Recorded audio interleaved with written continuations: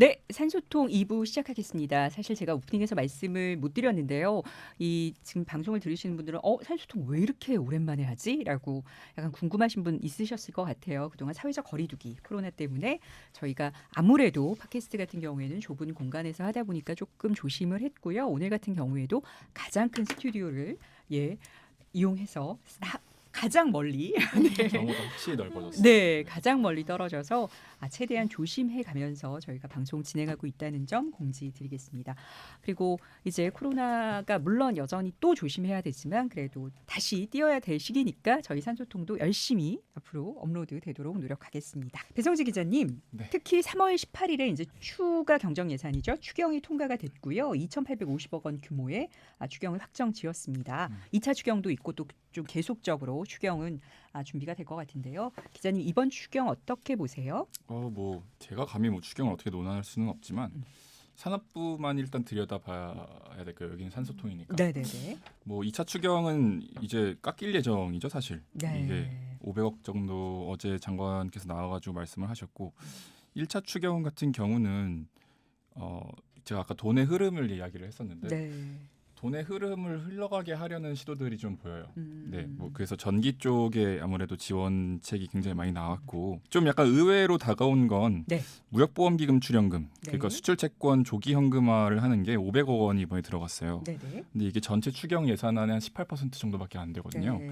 이게 뭐 물론 이제 최종적인 전체 금액에서는 50% 정도가 넘지만 네. 이 가전제품 환급하는 추경은 1,500억 정도가 추가가 됐는데 적게 추가가 돼서 왜 그랬을까 해서 약간 의외였거든요. 네. 그래서 이건 좀 개인적으로 취재를 해보니까 네.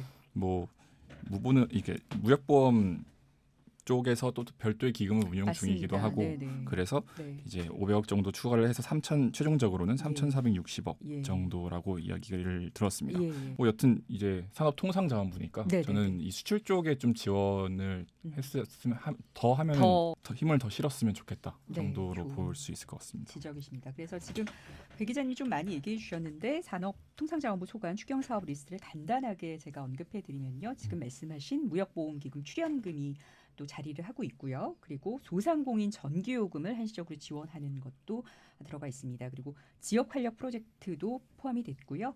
마지막으로는 지금 방금 얘기했던 그 전력 효율 향상 사업 안에 고효율 가전제품을 구입하셨을 때 환급해 드리는 그런 것들이 추경 사업 이번에 들어가 있었습니다. 알파고님, 예. 한국에선 이렇게 지금 저희가 말씀드린 게 사실 내수경제 활성화를 위한 여러 가지 네. 대책들이거든요. 그래서 긴급도 재난지원금이나 지자체에서 지역화폐 같은 것들도 뭐 이렇게 지금 준비가 되고 있는데 이런 제도도 중동이나 터키에 있나요? 아니요. 없어요. 그럼 네. 이런 제도 어떻게 생각하세요? 이런 제도가 그 장점이 뭐냐면 내수 경제가 활성화하겠죠. 돈이 네. 이제 생기니까. 네. 그걸로 가서 이제 커피를 마시겠죠. 맛있는 아이스크림 먹겠죠. 음. 근데 문제가 뭐냐면 한국의 경제 체제가 음. 해외에다가 수출을 하고 네. 그래야지 이제 돈이 들어오고 그렇게 되는 나라인데 네. 동시에도 한국에 있는 대기업들이 해외에 더 많이 물품을 팔 수 있게끔 뭔가 더 해줘야지 이걸로 뒷받침이 되거든요. 그래서 그냥 여기 있는 서민분들한테 돈을 드리고 좀 내수 경제를 좀 활발하게 해라 하면 되지 그 충분하지 않을 거라고 저는 보거든요. 동시에도 우리 기업들이 대기업이라든가 아니면 중소기업이라든가 해외에다가 물품을 납품하는 우리 기업들도 이렇게 더 많이 이제 코로나 때문에 받았던 이 피해를 극복할 수 있는 선에서 옛날만큼 이렇게 해외에다가 물품을 제공할 수 있는 그런 통로들이 생길 수 있게끔 지원해야지 뒷받침이 된다고 봅니다. 네. 그 김 연구원님, 네. 국제금융기구들이 코로나 영향으로 성장률 전망치 네. 뭐 아주 엄청나게 하향 조정을 네, 네, 했는데도 맞아요. 우리나라에 네. 대해서는 상대적. 상대적으로 좀 괜찮다라고 하는데 왜 그런 거예요? 뭐 우리나라 경제 구조상으로 봤을 때 우선 수출이 중심이죠. 네. 그리고 이제 상대적으로 성장률이 하향 조정이 된 곳을 보면은 서비스업이 훨씬 더 많아요. 아까 알파고 씨 말씀하신 것처럼 서비스업은 폐쇄적인 이런 사회적 거리두기로 하면은 사람들이 집 안에만 있게 되죠. 직격탄을 맞을 네, 수밖에 직격탄을 맞을 수밖에 없는데 우리나라는 사실 수출 중심이다 보니까 없는. 사회적 거리두기는 안 했고 그래서 서비스업은 잘 돌아가고 있고 음. 그래서 수출에 대한 것들은 문제일 수밖에 없지만 상대적으로 좀 양호했고 그리고 정부가 발빠르게 대처를 하고 지금 여러 나라에서 우리나라 방역을 어떤 식으로 하는지 취재 많이 온다고 아까도 말씀드렸죠. 네. 그런 것도 보면서 우리나라 정말 잘하고 있다. 네. 이런 것들을 다 반영을 해주다 보니까 상대적으로도 경기가 안 좋은 건 맞지만 괜찮다라고 먼저 말을 하고 있는 거고요. 그리고 이제 뭐 전방위적으로 정부에서도 여러 가지 대책들을 계속 내놓고 있고 그리고 이제 자금들을 풀어주면서 이제 여러 가지로 다 이제 경기를 좀 방어할 수 있는 대책들을 마련을 하다 보니까 이런 것들을 좀 정부에 대한 여러 가지 역할을 여러 기구들이 좀 긍정적으로 평가를 하고 있다. 그런 것들이 이제 지표로도 나타나고 있다라고 보는 거고요. 사실 이번에 이렇게 마이너스 성장이 이제 나타내는 거는 진짜 이 폐쇄적인 거 더 이상 코로나가 확산되지 않기 위해서 극단적인 사실 조치를 취한 거잖아요. 네. 여러 국가들이. 우리나라 같은 경우도 그렇고 뭐 아시아 국가들은 사실 뭐 아프면은 마스크 쓰고 다녔어요. 네. 근데 유럽이나 미국 같은 데서는 마스크를 안 썼던 게 마스크 쓰면은 인식이 전 사람 아픈 사람이다. 네. 이런 것 때문에 사실 네. 이게 확산이 되더라도 마스크를 안 썼기 때문에 더 더, 급격히 이제 그렇죠. 확산이 됐다 네. 하더라고요. 근데 우리나라는 초반에 이런 것들이 바로 매일매일 업데이트를 하면서 하다 보니까 사람들이 경각심을 일으키게 또 되고 그러다 보니까 전반적인 경제에도 그런 것들이 좀 긍정적인 영향을 미쳤다라고 볼 수 있을 것 같아요. 그러니까 우리 정부의 위기관리 대응 능력, 그리고 네. 위기관리 커뮤니케이션을 굉장히 높이 평가한 네. 것은 객관적으로 저희가 사실 기분이 좋은 게 아니라 팩트라는 말씀이신 네, 거죠. 팩트죠. 네, 네. 네. 그리고 그것을 굉장히 감안해서 우리나라 경제가 향후 상당히 덜 나쁠 수 있다라고 그렇죠. 진단을 하신다는 네, 네. 얘기인 거죠. 하지만 그럼에도 불구하고 우리 산업의 굉장히 중요한 근간이라고 할 수 있는 조선, 네. 뭐 석유, 화학 이런 맞아요. 거는 어려울 거란 전망 있습니다. 네, 네, 네. 그 외에 조금 더 어떤 산업이 더 어려울 거라고 조금 침체를 겪을 수밖에 없을 거라고 보시나요? 네, 우선 전반적인 글로벌의 사이클 자체가 크게 줄어든다라고 보시면 될 것 같아요. 글로벌 경제 사이클이 2008년 전후로 또 크게 바뀌었거든요. 그러니까 그 전에는 경기가 호황일 때는 5%, 6% 성장을 했고요. 불황일 때는 마이너스 5%, 6% 이런 식으로 나타났는데 글로벌 금융위기 이후에는 플러스 마이너스 뭐 2, 3% 내외 이렇게 한 번 사이클이 또 줄었고 이후에도 또 한 번 또 사이클이 더 줄 것 같아요. 그런 영향을 받으면서 아무래도 제조업에서 이제 좀 서비스업으로 넘어가고 네. 우리나라에서도 사실 이제 수출 중심의 국가이고 이런 이제 뭐 자동차라던가 조선이라던가 이런 중후장대한 업종들 중심으로 나아갔었잖아요. 근데 이런 사이클 자체가 이번 이제 코로나로 인해서 한 번 또 바뀌는 모습들이 나타날 거고 그래서 이제 자동차 산업 같은 경우도 우리나라 열심히 수출을 하고 긍정적이긴 하지만 지금 단순하게 내연기관 중심의 자동차 산업이 아니라 여기서 좀 더 친환경적인 쪽으로 나아가지 않는다라고 하면은 자동차 산업 같은 경우도 좀 위기가 될 수 있을 것 같아요. 왜냐면은 이제 여러 국가에 수출하는 것들을 보면은 특히 이제 중국 쪽에서의 부진이 좀 두드러지는 상황들이거든요. 이제 북미 쪽에서는 그래도 좀 양호한 편이고 유럽 쪽에서도 그래도 이제 뭐 세단 쪽보다는 이제 해치백 중심으로 나아가면서 실적이 괜찮은 편인데 중국 같은 경우에서는 아무래도 이제 공장 같은 경우가 계속 좀 폐쇄되는 그런 모습들이 있었거든요. 그래서 자동차 산업 같은 경우도 항상 좀 위기가 있다라고 하는 것들이 지금 내수에서 좀 양호하기 때문에 상대적으로 뒷받침되고 있는 상황이긴 하지만 이제 지금 수소차 중심 내연기관에서 다른 친환경적인 차들로 라인업을 좀 바꾸면서 해야 경쟁력이 계속 있지 않을까 그렇게 보고 있습니다. 그러니까 그런 점에서는 사실 뭐 정부가 미래차 전략이 이미 작년에 네, 굉장히 좀 선제적으로 그죠. 나왔는데 그게 사실 또 코로나 이후에는 훨씬 더 탄력을 받아서 맞아요. 나아갈 수 있겠다라는 그런 뜻의 말씀이신 거죠. 네. 그 사실 요즘 그렇지 않아도 작년부터 산업통상자원부 같은 경우에는 그런 네. 디지털 통상경제라든가 이렇게 이른바 비대면 경제 쪽에 굉장히 많은 정책적인 발굴이나 고민들이 깊었었는데요. 사실 더 바빠졌습니다. 그래서 저희 같은 경우는 근데 사실 요즘 주요 경제 키워드 같은 경우에 이른바 비대면 접촉 아까 잠깐 얘기하셨지만 그런 것들이잖아요. 산업 구조 자체의 판이 이렇게 달라질 거라는 얘기도 많이 해요. 네. 어떻게 보세요? 산업 구조가 완전히 바뀐다라고 보고 있어요. 사실 우리가 그 전에부터 4차 산업혁명 계속 이야기는 했어요. 말은 정말 많이 했죠. 네, 예, 그런데 예. 우리가 실제로 느끼는 거는 사실 그렇게 와닿지 않았거든요. 네. 어떤 산업이 과연 4차 산업혁명인지 그러니까 이런 것들을 명확하게 이제 구조를 나눌 수도 없는 상황이었는데 이번 코로나로 인해서 이제 4차 산업혁명이 확실하게 자리매김할 수 있는 네, 그런 구조로 바뀐다라고 보시면 되고요. 제조업 중심에서 이제 좀 더 서비스업 중심으로 그 기반에는 IT가 이제 자리 잡게 되겠죠.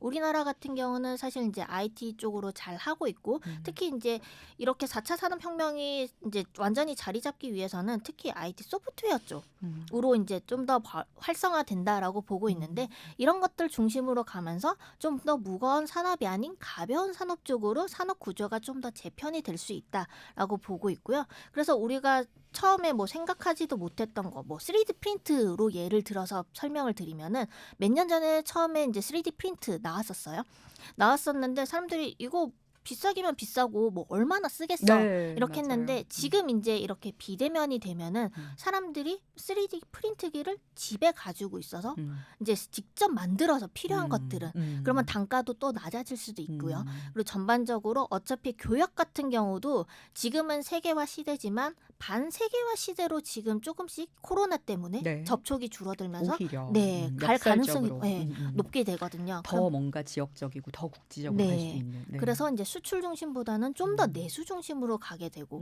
그러면서 우리가 생각하지 못했던 산업들이 좀 더 커지는 그런 방향으로 나아갈 거다라고 보고 있습니다. 그러니까 사실 저도 공직에 있지만 그 전에는 사실 대면 회의가 압도적으로 많았거든요. 그 그렇죠. 전에도 화상회의 시스템이 없었던 건 아닌데 맞아요. 정말 이 코로나 이후에 정말 지금은 너무나 일상적으로 화상회의를 하고 있어서 상당히 많은 일상의 풍경들이 바뀌고 있어요. 네. 배 기자님은 어떠세요? 언론 같은 경우는 어떨까요?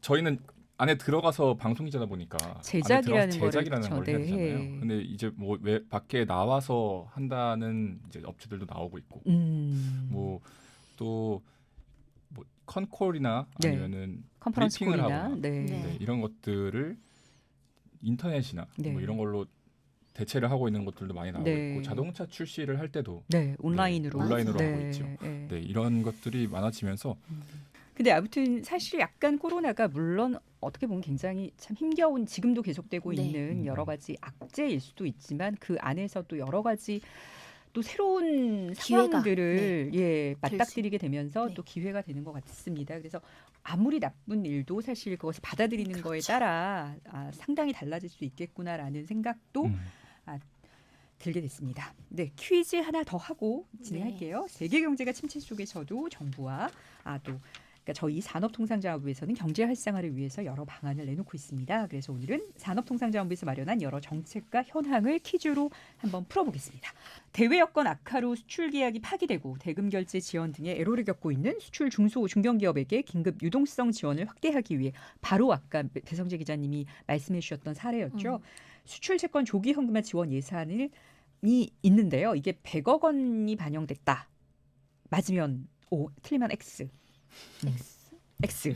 너무 X인데요. 예, 제가 했던 거. 이거 물어보는 자체도 좀 모욕감을 느꼈습니다. 그래요. 왜요? 오늘 약간 감정이 약간 많이 지금 제 앞에 앉아 계신데 너무 기복이 심하죠. 그러니까 얘기를 안 하실 때는 그냥 눈을 감고 계시는 수준이에요. 네. 전부 맞춰주셨고요. 네. 수출 채권 조기 현금화 지원 예산은 500억 원 반영이 됐습니다. 사실 그러니까 참 예산이라는 게 선택과 집중이긴 한데 또 어떤 분들이 보시기에는 막 더 했으면 좋겠다라는 네. 말씀하셨을 것 같아요. 근데 뭐 더 또 노력을 하도록 정부가 그 고민을 하고 있습니다. 아까 얘기해 줬어요. 이걸로 지금 많이 돈을 아끼셨다는 얘기해 주셨는데 산업통상자원부가 에너지 효율이 우수한 가전제품을 살 때 30만 원 한도 내에서 구매 가격의 10%를 돌려주는 으뜸 효율 가전제품 환급 사업, 구매 비용 환급 사업을 지금 한 달간 시행을 해봤습니다. 그랬더니 무려 17만 건이 훌쩍 넘는 신청이 들어왔는데요. 그만큼 기업과 국민들에게 반응이 좋다는 뜻이기도 할 겁니다. 그렇다면 환급 대상 품목 총 몇 개일까요? 일단 받아보셨으니까 잘 아실 것 같고 김 연구원님. TV는 있는 것 같아요 일단. 네. 일단 다소수 넘을 것 같아요. 왜냐하면 TV, 에어컨, 네. 냉장고, 네. 그리고 정수기, 네. 공기청정기? 네, 예. 청정과전 요즘 필수품이니까. 네. 그리고 세탁기. 까지 정도는 넘지 않을까요? 네, 맞습니다. 10가지 정도 맞고요. 네. 이제 안 말씀하신 게 지금 다 말씀해 주셨는데 전기밥솥도 사시면 좋고요. 냉온수기도 이번에 사시면 좋습니다. 또 제습기. 예. 필수죠. 예, 장마철이도 도래하니까. 네. 그래서 뭐 말씀하신 대로 당연히 TV 들어가고요. TV, 에어컨, 뭐 냉장고, 김치냉장고, 세탁기, 공기청정기, 냉온수기까지 10개의 제품을 사시면 무려 10%를 돌려주니까 여러분들 이번 기회에 네. 사실 계획이 있으셨다면 환급도 받고 또 산업도 살리는 소비가 정말 중요하잖아요. 그렇죠? 네. 경제를 살리려면 네, 내수가 살려면 맞습니다. 소비가 필요하죠. 네. 산업통상자원부는 중소 중견기업의 수출 경쟁력을 높이기 위해서 FTA 활용 지원 컨설팅 사업도 추진하고 있습니다. 좀 내용이 긴데 어렵지 않습니다. FTA 활용은 FTA 체결국으로 수출할 경우에 원산지 증명을 통해서 수출품의 특혜 관세를 적용받는 것을 뜻합니다. 그렇다면 우리나라는 현재 몇 개국과 FTA를 맺고 있을까요? 너무 많아요. 일단 EU 때문에 24개국. 왜냐면 확실- EU 유로존하고 EU는 다르잖아요. 네, 그러니까 다르죠. 확실히 다르세요. 그러니까 우리와 접근 방법이 다르세요. 일단, 음. 일단 딱 EU 몇하고 그러네요. 그러네요. 그러니까. 그리고 그 이후에는 좀 이제 페루, 터키, 이스라엘, 미국, 남미 일단은 쪽도 있었던 것 같아요. 남미, 맞습니다. 페루, 네. 페루하고 칠레도 있었는 거. 네, 칠레도 맞습니다. 포함. 네. 그러니까 사실 저희가 FTA가 이제 제가 문제를 냈지만 그러니까 거의 안 한 나라를 찾는 게 더 빠를 정도로 상당히 많이 세계적인 나라와는 세계 여러 나라들과 네. 거의 다 했다라고 볼 수 있는 그래서 FTA의 이제 다음 버전 2.0 뭐 이런 식으로 네. 해서 그 이후 FTA의 활용으로 이제 뭔가 넘어가고 있는 사실 분입니다. 이제 체결은 어느 정도 아주 적극적으로 했기 때문에 일단 그래서 30 넘어요. 네 30 맞습니다. 넘고 아마 40까지 넘지 않을까 싶어요. 네. 그래서 정답은 무려 56개국. 오. 네. 그 연님 FTA 네. 얘기 나온 김에 조금만 더 말씀드리면 네네. 그래서 우리나라는 사실 FTA 제도를 상당히 잘 활용하고 있는 맞아요. 나라죠. 네. 그리고 또 정부에서도 수출 경쟁력을 높이기 위해서 뭐 여러 가지 컨설팅 사업 지금 네. 말씀하신 듯이 하고 있는데요. 이런 것들이 또 우리 경제에도 사실 뭐 중요한 활로로 당연히 자리매김하겠죠. 어떻게 보세요?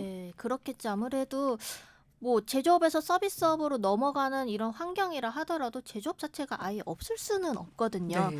그리고 이제 코로나로 인해서 중국으로 이제 집중됐던 이런 이제 공장들의 생산력이 다 이제 좀 다변화될 거라고 보고 있어요. 네. 뭐 중국에서도 뭐 베트남으로 넘어가고 또 우리나라가 또 수혜를 볼 수 있는 여러 가지 또 있거든요. 우리나라 기술력 워낙 좋잖아요. 사실 노동력 때문에 노동 임금이 좀 높다 보니까 이제 중국으로 공장이 넘어갔던 것들도 있는데 이게 중국에 너무 쏠리다 보니까 오히려 이렇게 되면서 다들 더 많은 피해를 사실 입었던 게 있어요. 그렇기 때문에 우리나라가 FTA를 잘 활용을 하고 그리고 정부에서도 이런 중소기업 쪽으로 컨설팅을 많이 해준다라고 하면은 오히려 코로나 이후에 중소제조업체들이 FTA의 수혜를 많이 입을 가능성이 더 높다라고 보고 있거든요. 그래서 기술력이 뒷받침되는 상황에서 정부에서 뭔가 좀 더 도움을 또 주고 그리고 전반적으로 이제 단가가 높아지기는 하겠지만 품질에 대한 사람들의 이제 더 선호도가 더 높아질 거라고 보고 있기 때문에 그런 것들 본다라고 하면은 FTA 이제 제도가 좀 더 활성화되고 그리고 정부에서의 그런 컨설팅 사업 자체도 결합이 되면서 아무래도 코로나 이후에 저 제조업 자체가 좀 성장할 수 있는 계기가 되지 않을까 그렇게 보고 있습니다. 네. 자동차에 관련해서는 또 특히나 관심을 많이 가지고 계신 분이시잖아요. 네. 예. 이 코로나 이후에 자동차 산업 아까 김 연구위원님이 좀 언급해 주셨지만 어떻게 보세요? 네, 미래차. 김현 위원님께서 말씀해 주셨던 것처럼 자동차가 이제 가장 키워드를 하나를 꼽으라고 하면 저는 구조 개편인 것 같아요. 네. 많은 전문가들 말씀 듣고 다니면 이제 구조 개편이 가장 화두다 이렇게 네. 말씀하시는데 쉽게 말씀드리면 이게 쉬운 게 아니라 좀 거칠게 말씀드리면 지금 우리나라에 5개 완성차 업체가 있잖아요. 이 중에 몇 개가 없을 수 있다는 얘기죠. 그리고 뭐 전기차 쪽으로 개편도 뭐 시작이 되면서 네. 이제 전반적인 구조 조정까지 포함하는 구조 개편이 필요하다 이런 말들도 나오는데 사실 이게 뭐 코로나 때문이다 이거는 아니에요. 그러니까 이미 코로나 이전부터 이건 시작되고 맞습니다. 있었고 네. 대신에 코로나가 이 초침을 좀 빨리 당겼다 이렇게 볼 수가 있을 것 같아요. 수요 네. 자체가 줄어든다는 거. 근데 이게 큰 문제인데 이러다 보니 다른 이제 모든 업체별로 매출이 줄잖아요. 네, 이 매출이 준다는 것 자체가 이미 위기로 받아들여지고 네. 있는 거죠. 그리고 코로나로 인한 초침의 속도가 빨라졌다라고 이야기를 할 수 있는 거고 네. 이게 이제 자동차 쪽도 개별 기업 이야기를 해보면 네. 쌍용 같은 경우는 이제 대주주인 마인드라가 네. 투자 지원 계획을 철회를 했잖아요. 네. 뭐 르노 삼성도 2년 뒤에 삼성 떼야 되고 네. 한국 GM은 수입차 협회에 등록을 했어요. 네. 그러니까 제조사로서보다는 어떤 수입사로서의 입지를 강화하고 있는 그냥 모습 보이고. 셀러로 예, 그렇죠. 메이커가 아닌. 그러니까 이게 본의 아니게 어쨌든 이 시장 전체가 현대기아차 독점으로 향하고 있다는 거죠. 그러니까 저는 오히려 철강, 조선 이런 거보다 자동차가 더 위기인 것 같아요. 지금은 코로나 이전 이후도 코로나 이후로도 이제 이 구조 개편의 속도는 빨라질 것이고 아마 빠른 시일 내에 우리가 어떤 업체를 못 보게 될 수도 있겠다라는 마음도 그러니까 생각도 취재 중에는 들기는 하거든요. 그런 상황입니다. 네. 아까 잠깐 좀 얘기해 주셨어요. 그 알파고님 터키 경제나 이런 산업 구조가 굉장히 네. 판이 흔들리고 있다라는 얘기를 어후는 하시다가 어떻게 될 것인가. 네. 이제 사람들이 이런 생각을 해요. 원래 터키는 50년대, 60년대에서 전 세계에서 7개 나라 중 하나였어요. 그 지가 혼자서 먹고 살 수 있는 나라. 왜냐하면 그 영토하고 기후가 너무나 잘 되니까 네.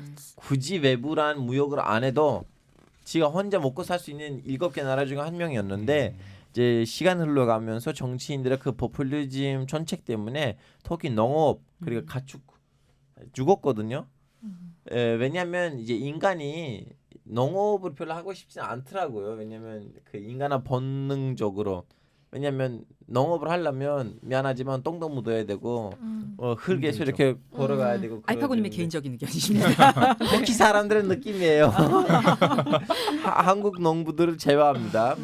그러다 보니까 터키에서는 그동안 특히 80년대 이후로부터 정치인들이 시골에 있는 농부들이 도시에 정착을 할 수 있게끔 나름 좀 약간 정책을 뿌렸거든요. 왜냐 이제 보수 정치인들은 도시에서는 당선되기가 힘든데 시골에 있는 사람들이 도시로 와야지 이제 대도시에서도 당선될 수가 있으니까 그런 정책들 뿌려다 보니까 최근에 와서 터키에 있는 농부가 그 농사 시장이 그냥 거의 죽을 정도 됐어요. 어느 정도라면 지금 할랄이라는 거 뭔지 아시죠? 네. 고기.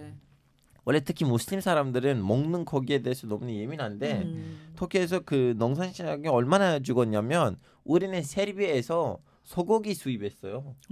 이거는 무슬림 나라로서는 있을 수 없는 일이가 너무 창피한 일이거든요. 그 정도로 시장을 죽였다는 거예요. 그 정도로 내수적으로는 이제는 양 안 키워준다는 얘기예요. 세르비아한테 가서 소고기를 그 소를 수입하는 거 뭐냐. 그러다 보니까 이번 지금 코로나 사태가 터졌잖아요. 네. 사회적 이제 좀 약간 거리도 그 지금 네. 터키에서 좀 진행되고 있고 네. 이제 특히 일부 사람들이 예를 들면 뭐라고 해야 되나 은퇴를 했는데 네. 도시에서 그냥 연금을 받고 살고 있는 사람들 있잖아요. 음. 다 시골로 갔어요. 어. 그나마 안전하니까 거기는. 어. 그러다 보니까 코로나 이후로부터는 중동에 있는 딴 나라들은 모르지만 터키는 이제 사람들이 하는 말이 이거예요. 앞으로 터키는 다시 한번 좀 약간 농산국으로 가는 거 아니냐. 그럼 약간 네덜란드처럼 좀 더 기술을 도입을 해서 왜냐하면 이대로 가면은 다들 피해를 보는데 농사로 가면은 땅도 너무 넓고 왜냐면 대한민국 8배이거든요. 인구는 8천만 명이고 앞으로 이런 좀 약간 사태들이 터질 때는 덜 피해를 보고 그리고 확산하는 데 있어서 도시 중심적인 삶보다는 시골 중심적인 삶이 더 유리하지 않을까. 예. 저는 뭐 당연히 너무 한국분이라고 생각하지만 그렇지만 우리와 다르게 또 두 문화를 경험하셨으니까 사실 이번에 한국 정부의 코로나 대응, 방역 이런 거에 대해서 또 남다른 느낌이 있으실 것 같아요. 이번 코로나 사태를 제대로 관리했다고 하는 나라가 세 개 말고 없어요. 바흐레인, 아랍에미레이트 그리고 한국. 이 나라들 너무 빠르게 시작했고. 바레인? 예, 바레인. 아, 바레인요. 미안해 네. 그 현지 발음이 바흐레인인데 한국식이라고 하시는 거예요. 바레인인데 바흐레인 네. 그리고 아랍에미레이트 그리고 대한민국이 너무 빠르게 시작했고 너무 투명하게 갔고 그리고 최대한 많이 이렇게 테스트기를 돌리면서 확진자를 잡으려고 하니까 나름 좀 약간 이 코로나로부터의 제일 최고지에 앉아 있는 세계 나라가 아닌가 싶어요. 알파고시의 깔끔한 분석이었습니다. 네. 바레인은 처음 듣네요. 네, 그러니까. 그러게 진짜. 알겠습니다. 앞서 퀴즈로 내드렸어요. 산업통상자원부와 한전은 코로나19 국복을 위해 4월 1일부터 특별 재난지역 소상공인들의 전기요금 50%를 감면해드리고 특별 재난지역이 아니더라도 전국의 소상공인과 복지 할인 가구들의 전기요금 납부를 몇 개월간 유행하는 방안을 시행하고 있습니다. 몇 개월인가요, 배 기자님? 정답. 네, 정답은 3개월 유예입니다. 네, 3개월 유예입니다. 꼭 그 어려우신 분들 신청해 주셔서 조금이라도 도움이 됐으면 좋겠습니다. 그리고 산업통상자원부는 한국가스공사와 가스공사 및 전국의 도시가스 사업자와 함께 4월부터 3개월간 역시 도시가스 요금 납부 유예도 시행 중입니다.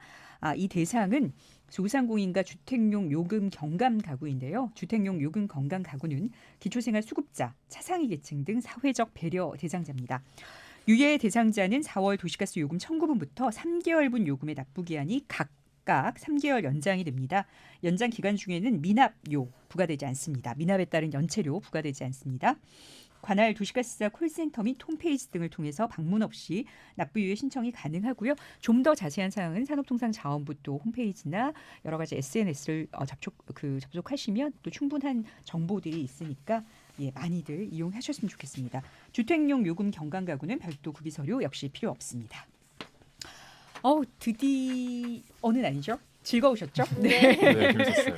재밌었습니다. 네. 첫 출연하신 연구위원님 어떠셨어요? 네. 그러니까 저는 사실 이제 주식 시장을 중심으로 보고 여기에 뭐 이제 다양한 경제 이슈라던가 이런 것들을 통해서 그런 쪽으로만 이제 사실 포커싱을 맞춰서 일을 하다 보니까 다양한 의견들 듣는 게 사실 많이 없었는데 네, 이번 너무, 자리를 통해서 특히 이제 중동 쪽 이야기 엄청 많이 네. 또 배우고 또 이제 기자님 분들은 사실 이제 저랑 많이 이야기는 많이 해요. 맞아요. 시황 이야기를 주로 많이 하기 때문에 그런 거는 이제 제가 설명을 일방적으로 많이 해주다가 이제 또 이런 다양한 이야기를 들으니까 그러니까요. 네, 네. 이번 자리에 되게 뜻깊었던 자리 좋았었습니다. 네. 저도 마찬가지로 네. 사실 이게 접할 수 없는 이야기를 좀 많이 들었던 것 같아요. 중동 음. 관련 이야기하고 잘 듣고 갑니다. 네. 알파고님 오늘 진짜 라마단 기간인데 너무 지금 이렇게 본중 물론 2번밖에 못 뵀지만 이렇게 에너지 친한 척 하세요.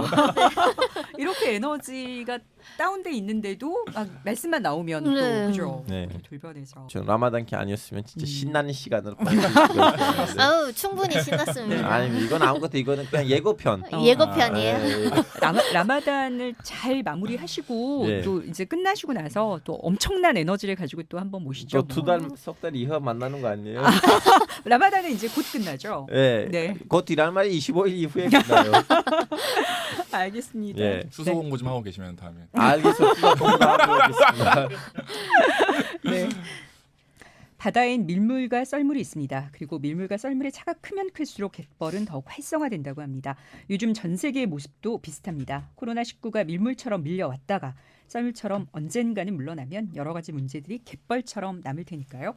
하지만 갯벌은 바다를 정화시켜주고 인류에겐 먹거리를 제공하는 또 다른 생태계입니다. 그리고 그 시련의 차가 클수록 더욱더 단단해지고 풍성해지는 곳이기도 하고요. 코로나19가 휩쓸고 간 자리, 그곳에 생긴 문제들을 해결해야 할 숙제로만 보지 말고 의학 발전을 위한 새로운 도전, 또 다른 경제 패러다임을 만들어주는 갯벌로 바라보면 어떨까요? 그 도전의 과정이 힘들고 어려울수록 갯벌에서 얻을 수 있는 것은 풍성할 것입니다. IBK증권 김혜은 연구위원님, 한국경제TV 배승재 기자님, 방송인 알파고님, 세 분 긴 시간 너무 말씀 감사합니다. 대한민국 산업통상자원 전문 팟캐스트 산소통 여기서 마치겠습니다. 시청해 주셔서 감사합니다. 저는 산업통상자원부 온라인 대변인 최효안이었습니다. 다음 시간에 뵙겠습니다.